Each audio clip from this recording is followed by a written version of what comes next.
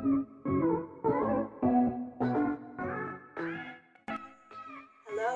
good day. This is Junikari Tapia and welcome to my first ever vlog. For today's video, I will be giving you a pure discussion about the literature before the emergence of Philippine literature in English.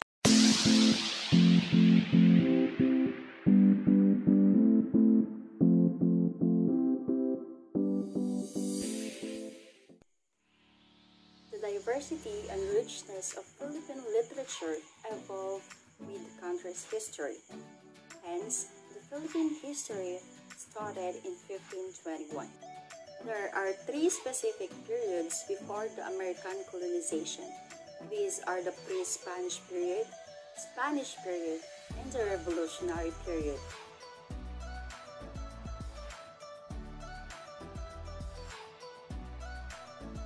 Our ancestors had their own alphabet before, and this first alphabet has similarities to the Malayo-Polynesian alphabet.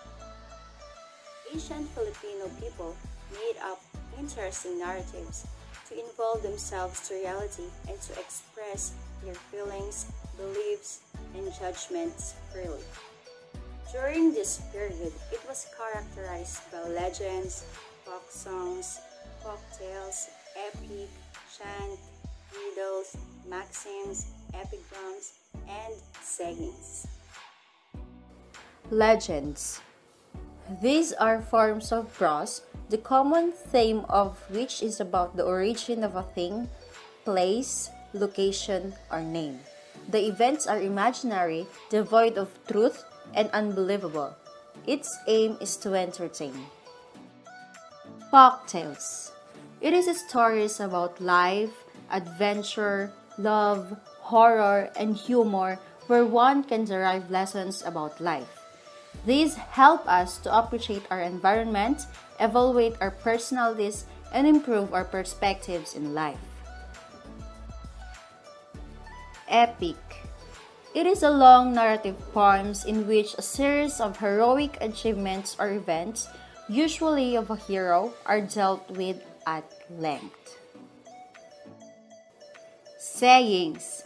It is a short, pithy expression that generally contains advice or wisdom. Also, during this period, there were no prominent writers because the literary pieces that were made during this period were passed by the word of mouth.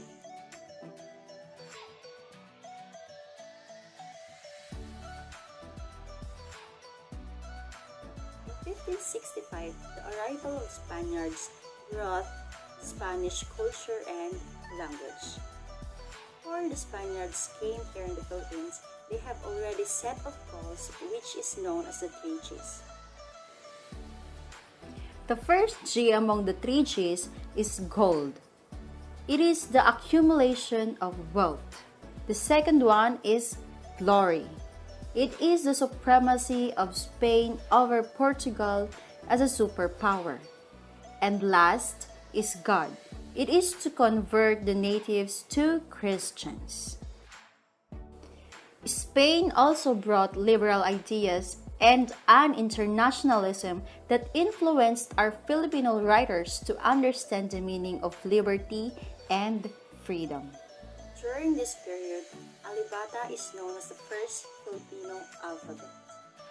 The basis of religious practices was the teaching of Christian doctrine. It is also the period where the Spanish language became the literary language.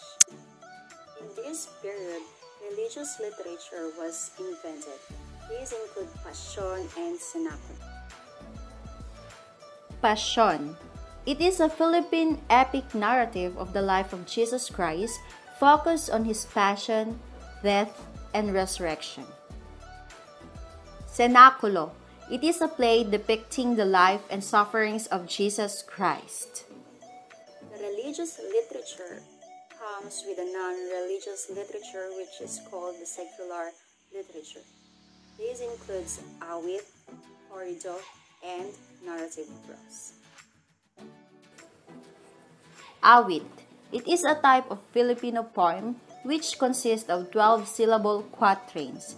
It follows the pattern of rhyming stanzas established in the Philippine epic Passion. Corrido. It is the generic name for Philippine romances. The corrido refers to metrical romances in octosyllabic verse called hakira. There are prominent people during this period. Jose P. Rizal. He was a prolific poet, essayist, and novelist whose famous works were his two novels, Noli Me Tangere, and its sequel, El Filibusterismo. Francisco Baltazar. He was a very influential poet and orator, and many consider him to be the Filipino William Shakespeare. He is widely known by his pen name Francisco Balagtas. Leona Florentino. She was a Filipino poet in the Spanish and Ilocano languages. She is considered as the mother of Philippine women's literature and the bridge from oral to literary tradition.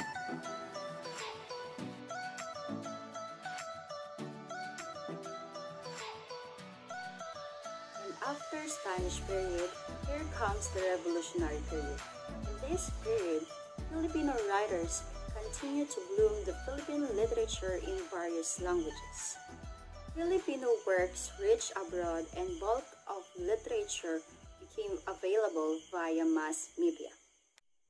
And so, it's a wrap. We're done. I hope you learned something today. Thank you for listening.